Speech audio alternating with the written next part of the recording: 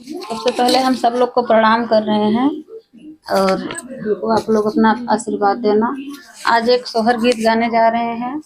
ये सोहर गीत है, पहले की सास लोग बेटी के होने के बाद बहू लोग को कितना प्रताड़ित करती थी, उसी पर एक सोहर बनाए हैं हम लोग और गा रहे हैं। जैसा लगेगा आप लोग को कमेंट में जरूर बताना और अपना खूब प्यारा आशीर्वाद देना। हम लोग को कमेंट जरा भर भर के किया करो, हम लोग को अपना आशीर्वाद दो। अभी गाने जा रहे हैं, आप लोग जैसा रहेगा कमेंट में बताना। कई पेड़ हरिया गुरु आज को रैता पुरु आज को रैयो बहिनी सैजा को रैयोरी सासु बिटिया आके भैले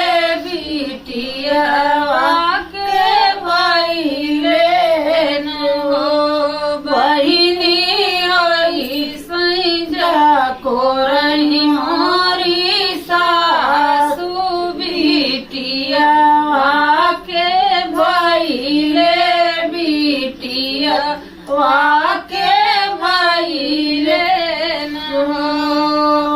सरपत कदी सासु दास न कुसवा काढ़ना हो सासु करसी पसंगी सुरा गवालिनी दरिया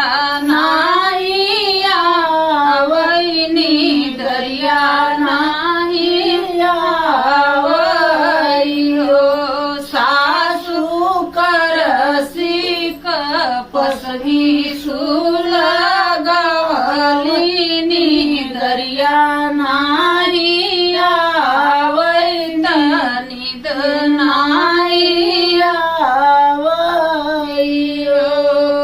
तो सके कदे तू सासु दास रजया दे तू ना हो सासु लवंगी पसंगी सुला गहत्युनी दरिया हमारे आवतनी दरिया हमारे आवते हो सासु लवंगी पसंगी सुला गहत्युनी दरिया हमारे हमारे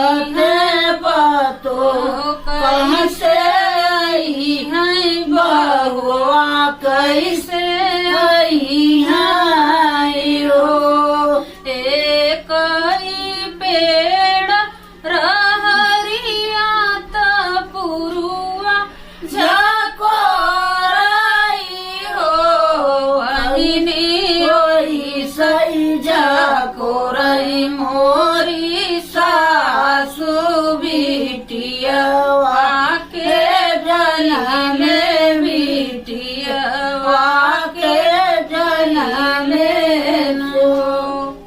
ये सोहर गीत हमारा बेटी के जन्म का है। अगर लड़की पैदा होती है तो सोहर आप लोग गा सकते हैं, और जैसा लगेगा आप लोग कमेंट में ज़रूर बताना और अपना प्यारा आशीर्वाद देना। और हमारी तरफ से आप लोग को प्रणाम करते हैं। अपना अपना आशीर्वाद सब लोग कमेंट के द्वारा देना मुझे। नमस्कार।